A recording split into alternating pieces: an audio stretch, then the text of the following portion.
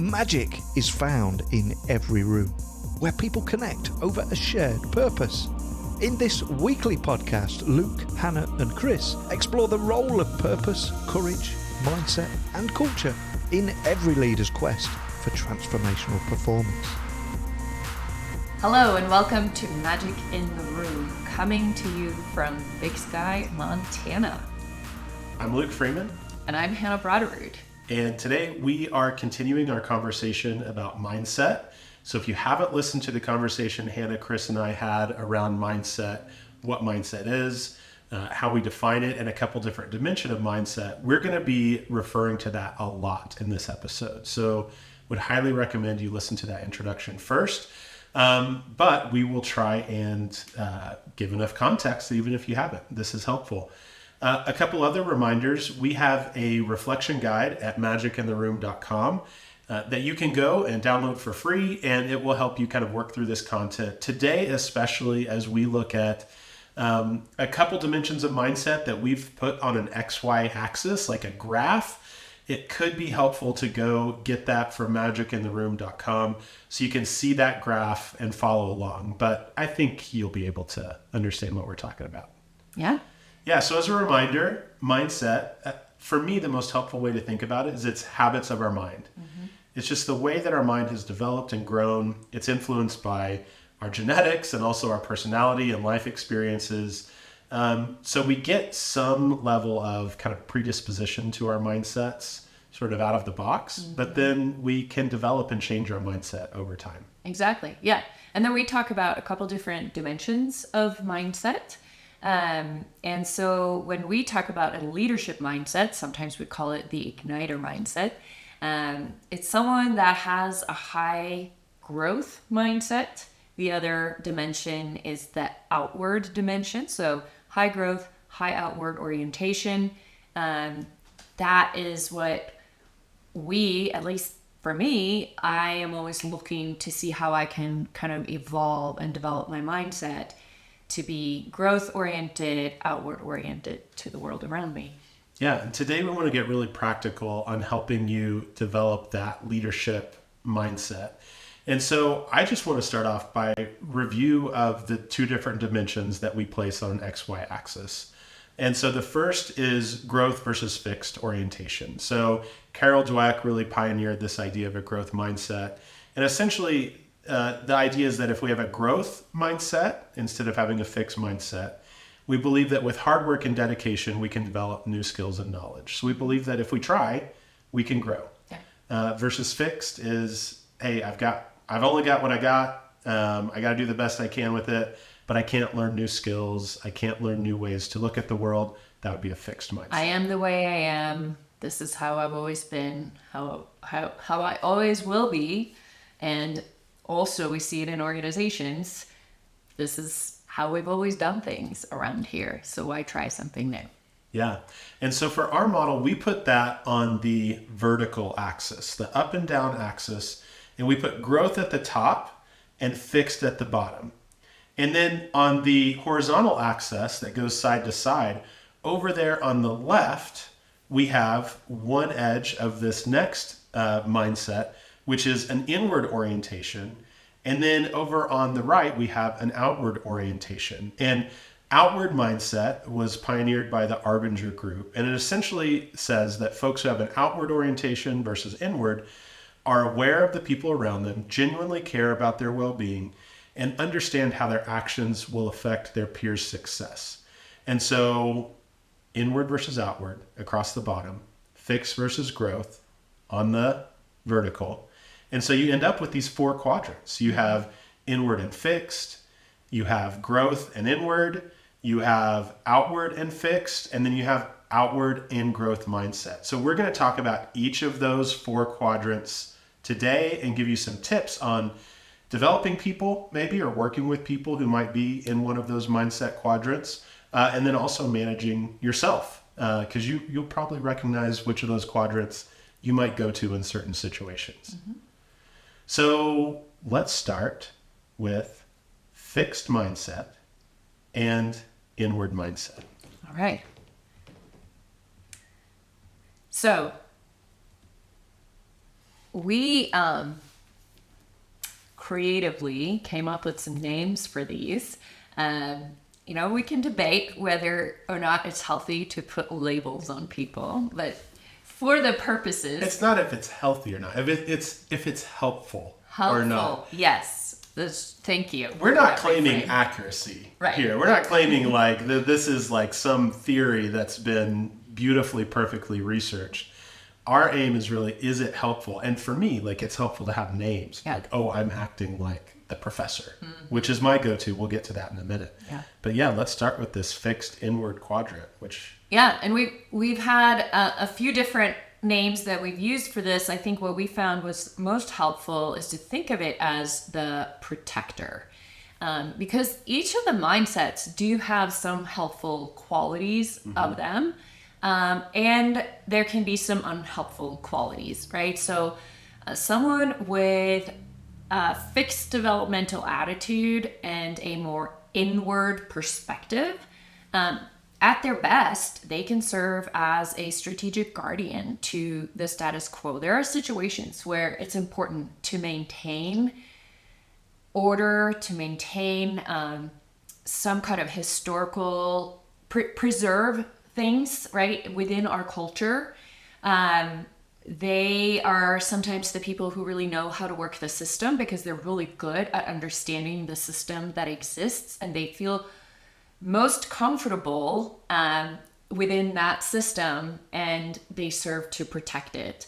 So that's why we chose to call this mindset the protector mindset. Now, not all aspects of that mindset are helpful. So Luke, at their worst, what happens with a protector mindset? Yeah, so I like to think of the protector as someone who has like a piece of pizza on their desk. And they believe, because they have a fixed mindset, that the, let's call it 8 pieces of pizza are all that exist. And there can never be a 9th piece of pizza.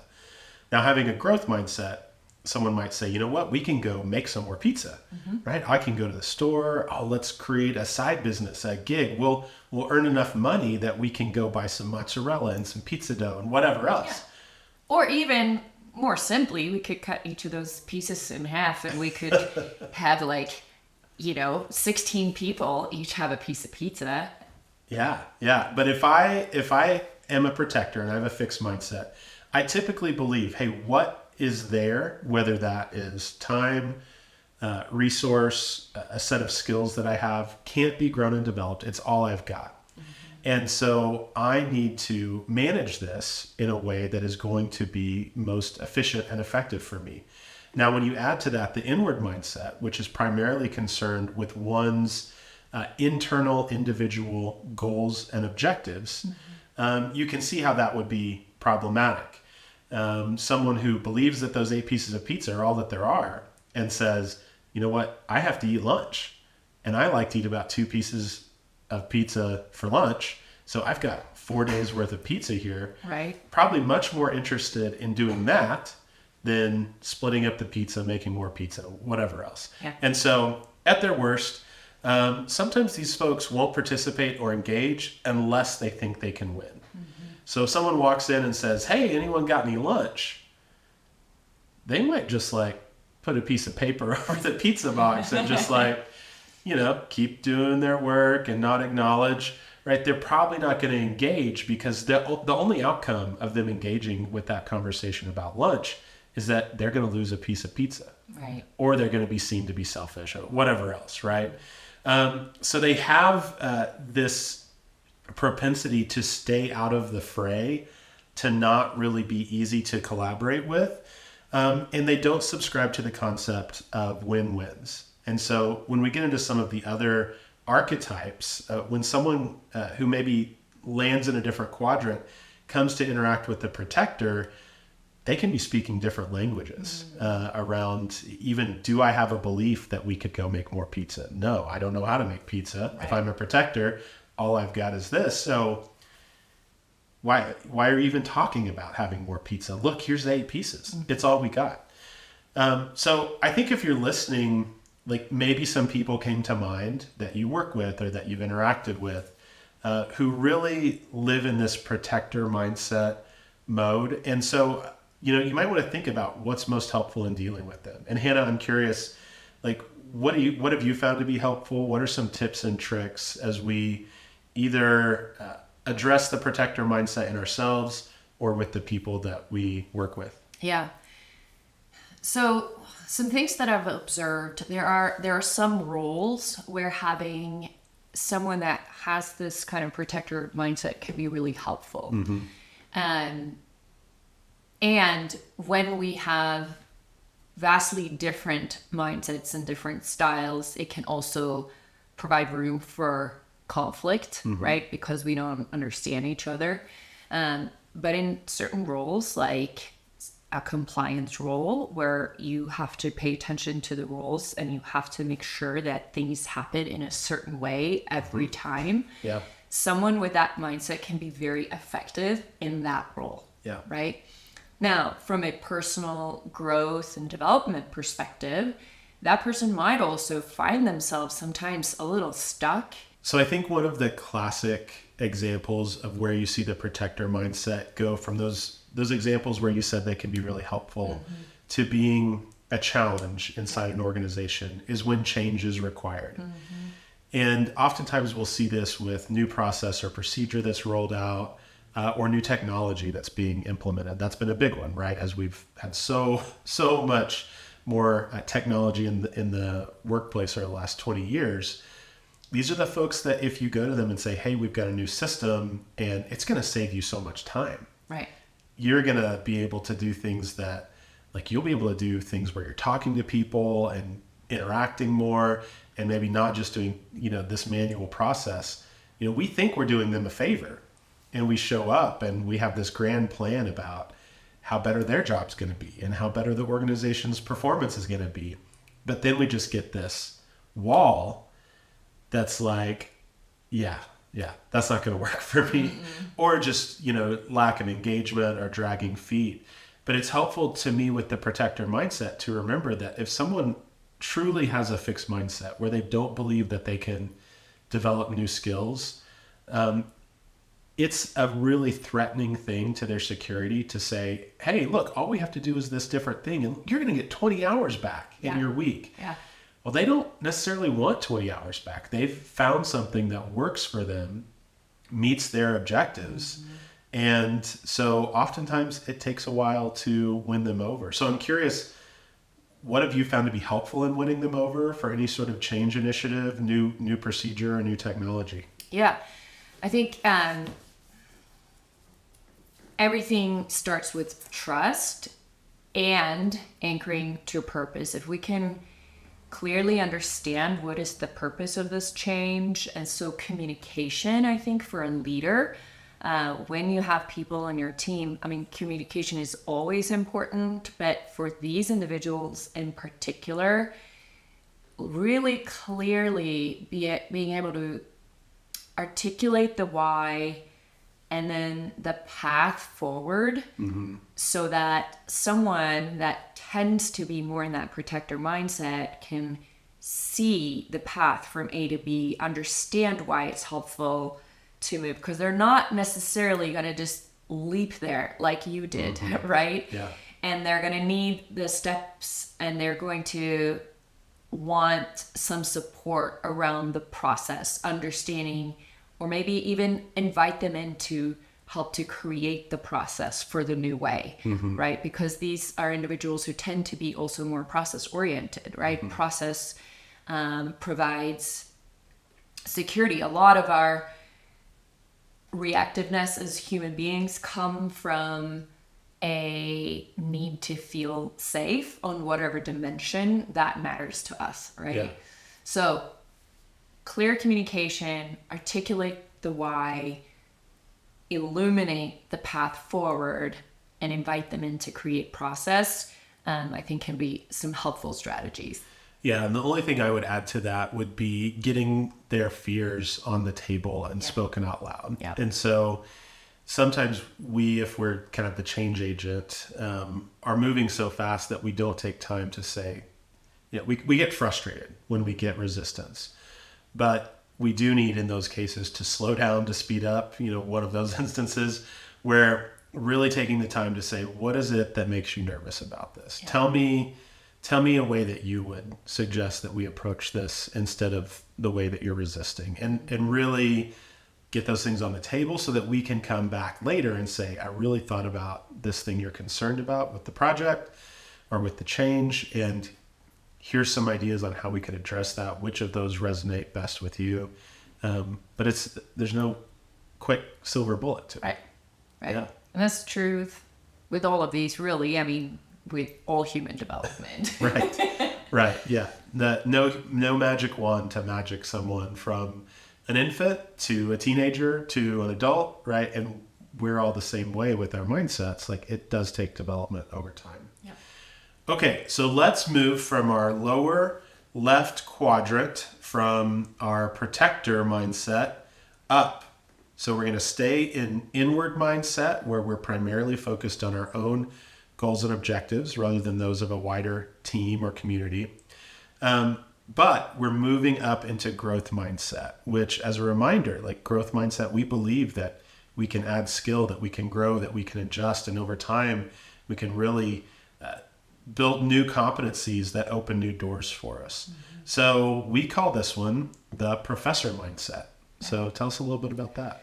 Yeah. So as you mentioned, this mindset has a growth development attitude. I believe that I can learn new things. This is someone who typically tends to be really interested in learning and personal development. Their perspective attitude is more inward. It's more about the personal satisfaction of learning, the personal satisfaction of gaining new information, gaining new skills, getting better, winning at the things that we want to win at, but without necessarily this outward perspective of how those things impact people around us. Yeah, and at their best, these folks that live with the professor mindset, they can serve as subject matter experts who develop these really deep understandings of critical concepts, ideas, things that really can significantly enhance performance of teams, organizations. And so at their best, we need these people. They really can be trailblazers as far as best practice goes, or as far as innovation goes, or the application of new learning that's out there in the world. Yeah. But it's not always roses and Skittles. So and this mindset has a lot of helpful qualities. There are some things that are not helpful about this mindset, and you already indicated this is your kind of default go-to, and for me as well, like this is my default, and I have to remind myself, and as I grow and develop as a leader, I gain more situational awareness and more awareness of the people around me. But at their worst, people with a professor mindset that are, more inward focused can be narcissistic and conceited. They can wreak havoc when it comes to established policies and procedures, because it's like, no, we want to innovate. We want to learn new things. We want to change for the sake of change, because why not? Why keep, we're not always, unless we're intentional, not always paying attention to how things affect others. And so when this gets really toxic, right, it could produce perceptions of double standards. Why does this person get away with breaking the rules all the time? They may be a rock star, but they may have some really detrimental effects on a team if this just kind of goes unchecked. Yeah, one of the personality tests out there would call this the accidental mess maker, right? So the person who really is out there trying to do cool things and play in this game that is really entertaining to themselves and learning and growing, but they're not really seeing the wake of destruction that's behind them. And, for me, as I think about this being kind of probably the mindset I live in by default, like that's been a hard lesson over the years to say, like, I've had people say, you come across as narcissistic. And I'm just like, ugh, like, That's not what I want to hear. No. Like whenever I have something to say or whenever I'm trying to say, hey team, here's an idea, let's try it. My goal is not to say, oh, I'm better because I have this idea. It really is, oh, look what we could do. Look what we could accomplish. But I'm sometimes so enamored with that idea that I don't think about even the way I say it, or, you know, if I'm trying to say, hey, I want budget or I want priority, and forget what my teammate just proposed, that's obviously a way worse idea. So like, give me the budget and resources to do this. Like sometimes I think, like, I don't even think about that. I'm like, well, the best idea should win. But I don't think about all the work that person put into it, or that it's not following a process that someone really cares about. And it can be challenging. So this one has taken a lot of learning just to be a little bit more aware of how to communicate effectively and bring people along. Right. And that's something the professor doesn't always do well, is just bring people along on the journey with them. Yeah. Another example that comes to mind is from sales organizations. And you do see this personality trait or mindset a lot in sales. People who are really high achievers in a sales organization, and often because the incentive structures of a sales function is often set to reward that, right, that individual achiever, it can also create conflict and problems on a team, right? When that mindset is hyper rewarded by, I go out and grab as much business as I can and I don't care what bodies I have to step over to do that, and I get rewarded by a lot of money for doing that, right? That can often become pretty toxic in a culture, right? And so, you know, my invitation is to, if you are a leader and you lead a sales team, look at your sales compensation practices holistically, because it ultimately doesn't serve the organization well, right? And it's not that that person is really a bad person. That person does what the system is created for them to do. And so thinking holistically about how do we incentivize the kind of behavior that gets results, but does it in a way where everyone wins and where we are really able to collaborate as a team and can be really effective. Yeah, I think another kind of tip and trick if you're managing someone like this or collaborating with them is to frame emotional intelligence and communication as a skill to be mastered. There are things that people can do to increase emotional intelligence. And since these folks have a growth mindset, they can grasp onto that as a domain that they want to become an expert in and learn and grow in. So I think giving them that coaching, giving them really honest feedback is helpful when it comes to what are some of those gaps in how they're dealing with or impacting other people. Okay, so we're going to go now back down to fixed mindset. So believing that what I've got as far as skills, competencies, resources is all I have. But we're going to move over to outward mindset. So now we're in the lower right-hand quadrant. And these folks might believe that have that fixed pie mentality, but they also are passionate about a group of people that they probably feel some responsibility for. So what do we call this? Well, we call this the loyalist mindset. So as Luke mentioned, their development attitude is more fixed. They don't have as much of a growth orientation in their beliefs about their own skills and abilities. But they have a perspective that's outward where they really do care about other people, about community. So at their best, these are individuals who are really passionate about community, who may be the types of people that love to help and to serve. They focus their efforts on building up and caring for people in their immediate circle, whether it's their family, their immediate team, at work. And they protect their people. They really care about helping people. And yeah, those are some really helpful aspects of that mindset. Yeah. And on the flip side, there are downsides because essentially if you think about a loyalist, they have their group, but for folks who aren't in their group, if they believe in that fixed pie mentality, they might think I need to amass all the resource I can for this community or this group that I care about. Right. And so to go back to the example that we had about maybe a technology project or a process change, that will play out in a group setting as well with a loyalist, where you might go to a manager and say, hey, we've got this new technology. It can save your team like 10 hours per person a week. Well, if they have that fixed mindset, not only is it like the protector saying, oh gosh, I'm not sure I can learn a new skill, I'm going to resist.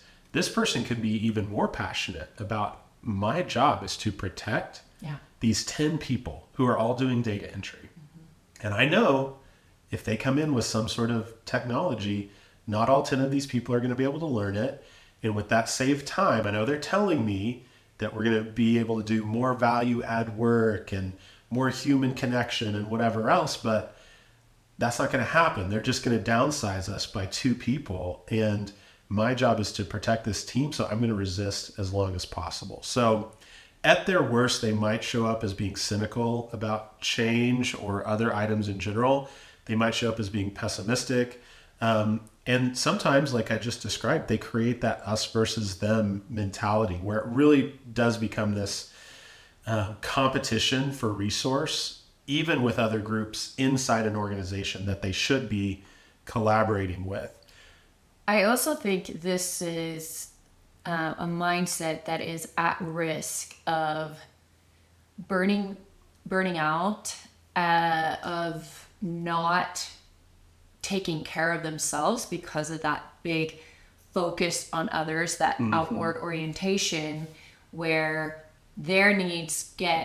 some of their needs get met by serving others, but there's some personal growth, personal development, and self-care that may not happen because of this very outward focus without the fixed focus and the internal, desire to really go inward and develop yourself. So I do think it can also be someone who can have a little bit of a martyr complex at times when unchecked, right? Yeah. And, just to make this real, the word that popped into my head is SLAs. So an SLA is a service level agreement. It's an internal agreement inside an organization between one department or function and another about the level of service that's going to be provided. And I'm not going to say all SLAs are bad, but I will say I think the majority of them are created whenever one director, manager, leader, whatever, is living in that loyalist mindset and is afraid that they're either not going to get what they need from someone who should be their teammate inside the organization, leading another function, or they're afraid that they're going to be abused essentially by another function or department that should be their teammate. Right. And rather than doing kind of the work of creating shared values and creating clarity about what outcomes we're managing towards and how we're going to do that, sometimes it pops up as this like, well, we can manage the loyalist mindset by creating an internal contract where everyone knows the rules and everyone's protected. Yeah. And sometimes that's an okay solution. But yeah, popped into my head. Yeah. So tips on dealing with a loyalist, whether you're leading them, whether you have that tendency yourself, how do you approach that? I think from my perspective, because they're motivated by an outward orientation and often care for people, community, and impact on their actions, right? I think helping them see the connection between serving others. How they can best serve others is by growing and developing themselves and seeing growth, personal and professional growth, as a means to an end of taking care of community. Yeah. Can be a helpful strategy. Yeah. Another one that comes to mind is just making their community as large as possible. So how do we redefine the boundaries of a community to say, hey, all of our functions, all of our departments have a shared purpose. Here's what we're trying to create. Here's the good we're trying to do in the world. And we're much stronger if we're aligned around that shared purpose, doing that together, than saying, oh, well, finance does their thing and sales does their thing and compliance does. No, like, we are all parts of a body moving through this world with a shared purpose. So if we can get loyalist folks to think about everyone in their organization, and it might even go wider than that, right? It could be someone that you're in a partnership with. It could be, how do we think about our customers as members of our community? How do we think about our vendors as members of our community?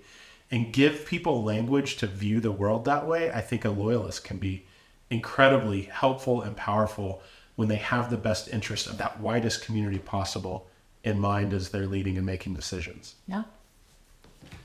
Okay, so we're going to travel to our last quadrant, which we call the leadership mindset. And it is someone who has a growth mindset, so they believe that we can grow and develop if we work hard at it. And they also have an outward mindset where they're really thinking about goals and objectives of a wider group of people instead of just their internal goals and objectives. So our top right-hand quadrant here, leadership mindset. And I'm just going to do, like, spoiler alert, this isn't the best necessarily. Like, they have some downside as well. But let's talk first about where do these people really shine? Yeah. So at their best, someone with, a development attitude towards growth, their perspective is outward on looking at impact, looking at overall, care for people and how we show up in the world. I think they're able to build psychological safety and trust that help people move from fear to faith. There's someone who is really not only concerned with their own growth and development, but the growth and development of others. So they are keenly attuned to reading another person, reading a team, reading the organizational climate, if you will. And they can create more collaborative cultures that really are focused on getting things done, experimenting, innovating. And that's why we at Purpose and Performance Group, we like to call this type of leadership mindset the igniter mindset. They're the people that can really ignite transformation, get big things to happen and huge transformations. Yeah, and I like to just think through history and think about folks who started movements. And in my mind, I have a hard time coming up with someone who really sparked a positive movement in culture and history that didn't have a growth mindset and wasn't also concerned with the needs of a community. And so thinking of these folks as igniters is helpful because, that's what I want to do, right? I want to make this world a better place in a meaningful way. And for me to lean out of my professor mindset, right, and get more outward over here into this leadership mindset, it's helpful for me to keep that in front of me as a goal. But I want to also make sure we talk about when things aren't going well for these folks, because sometimes there are challenges. And I think even when we think about really impactful, igniting leaders over history, we see some of these challenges that they face as well. So sometimes they can come off as too over the top, and they might intimidate others with their intensity or their pace. And so I know when I've been kind of living in this mindset, sometimes I've experienced that. Like, it can be frightening for other people or intimidating when someone is coming at them over and over with the level of intensity that some of these leadership mindset folks can have. Also, sometimes they can be not very tolerant of the fixed mindset.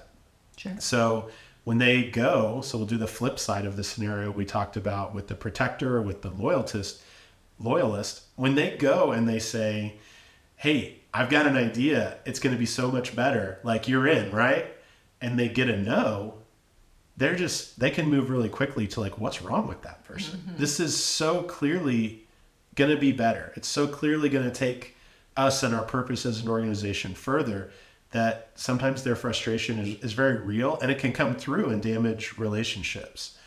And when that happens, especially if they have a loyalist or a protector as their supervisor, they can get shut down. And that's one of their other kind of Achilles heels here, is that if they're not running hot, oftentimes they'll just switch off and run cold. It's like all or nothing. Right.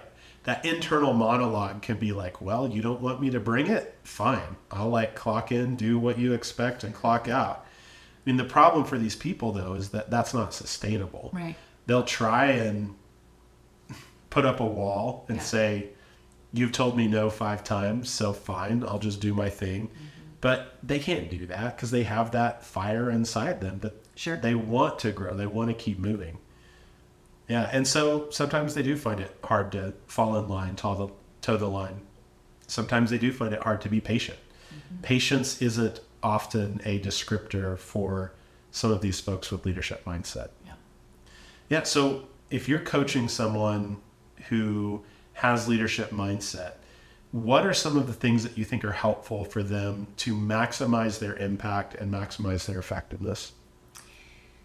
Yeah, I think the key here is and we called it leadership mindset, but really what it is intentional leadership mindset. So intentionality is a theme that's running through this entire season, right? Intentional leadership. Becoming aware of our own blind spots, first of all, is helpful for all of us, regardless of which kind of quadrant we fall into most of the time, right? And same for this type of mindset. And because there's someone who does have a growth orientation, does have an inward orientation, when given the right level of support, like there's someone, if you can acknowledge them and hear them, even if there are reasons that it may not be in the organization's best interest at this time to go full bore with this idea, my gut tells me there's someone that if you at least hear them out and listen and engage with the initiative and the energy and rumble with it, they will be game for that exercise, right? Instead of just shutting them down, because that's a quick way to disengage someone that could potentially be incredibly valuable within your organization. Right. Yeah. Another thing that I think is helpful for them is to remind them that even the individuals that they might see as roadblocks, they should think of them as part of the community that they're trying to serve. And so what I've seen with these folks is they'll be so attached to a mission or a purpose, and they'll kind of think about everyone in the organization, all the vendors and all the customers, and they're like, we could all have a better life, right? Let's go. But it's helpful to remind them or to ask them, like, hey, that person that you see as a roadblock, like, aren't they part of that community too? And so what can you do to bring them along and meet their needs? And sometimes I think that can help switch how they're trying to approach whatever it is that they're passionate about. And then the last thing I'll say is I think most organizations above a certain size would really benefit from a structured place for these people, especially the young kind of emerging leaders that fit this mindset archetype, to have a structured place for them to release that energy and move special projects forward. So sometimes we call that a task team, a shadow board, an emerging leader program, but something that lets them run and moves the organization forward. And it's as simple as saying, hey, executive leadership team, what are some challenges that we seem to be facing on a persistent, repeating, level? Let's get 5 or 6 of those on a list and then pull this team together and say, hey, here's your list. Yeah. We want you to bring a solution, come back in 90 days with a proposal. We'll give you feedback, and then you guys are going to be implementing some of these solutions. And they need a mentor, they need some guidance, but giving them an outlet. Like, there's some really constructive, helpful ways that also mitigate the risk that oftentimes senior leaders are trying to mitigate and manage when they say no. Because there is a need to mitigate risk. Sure. Yeah. Right. So how do we kind of live in the balance there? And the last thing I'll say about it is this: these folks are folks that you want to be keeping inside your organization and on your succession plan list. And so how do you continue exposing them to new functions in the organization, to new customers, to new products, and really helping them become well-rounded and get some battle test as you think 5-10 years ahead and who's going to be on the senior leadership team. Sure. Yeah. Other thoughts on, words of wisdom for how you coach them or how they mitigate, if someone listening does have this intentional leadership mindset. How do they stay intentional, right? How do they not run hot or cold?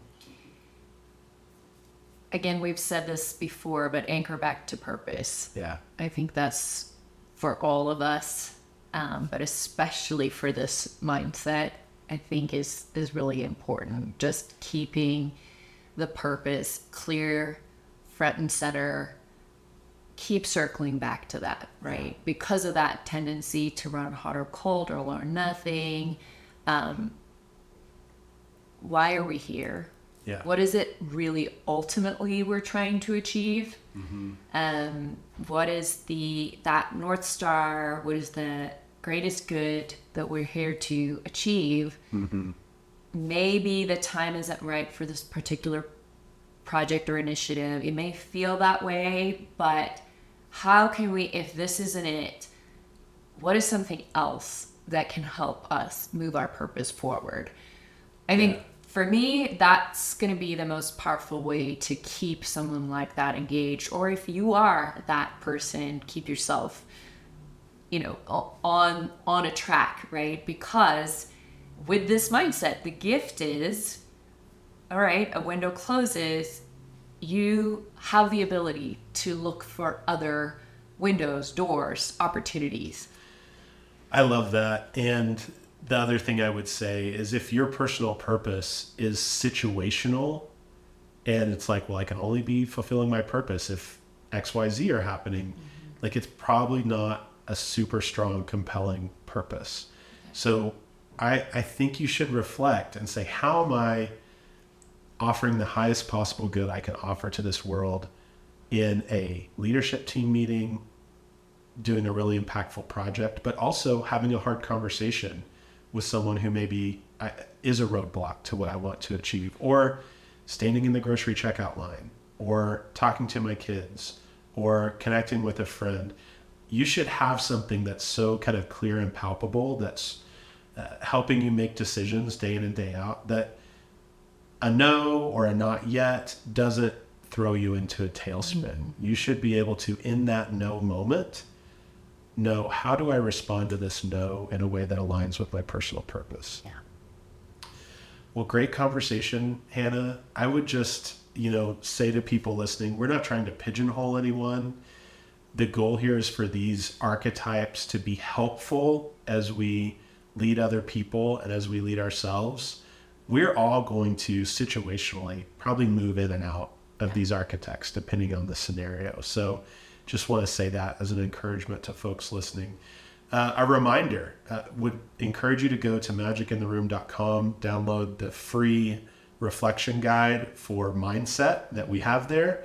I think it will be helpful to you to sit down, block out 10 minutes, really think through some of the takeaways and how you continue to develop your own mindset as we go forward. Yeah, absolutely. As always, you can find us at purposeandperformancegroup.com. We're on LinkedIn, Facebook, Instagram. Follow us on whichever social media platform of your choice. Magic in the Room is produced by Chris Province, Luke Freeman, and Hannah Broderud. It is produced by Ben West with social media support from Emma Holland and Michael Manfredi. Our theme music is by Evan Grimm, and you can find his music on Apple Music. This episode was recorded on location in Big Sky, Montana. Magic in the Room is a production of Purpose and Performance Group. Find us at purposeandperformancegroup.com and previous episodes of this podcast on Magic in the Room.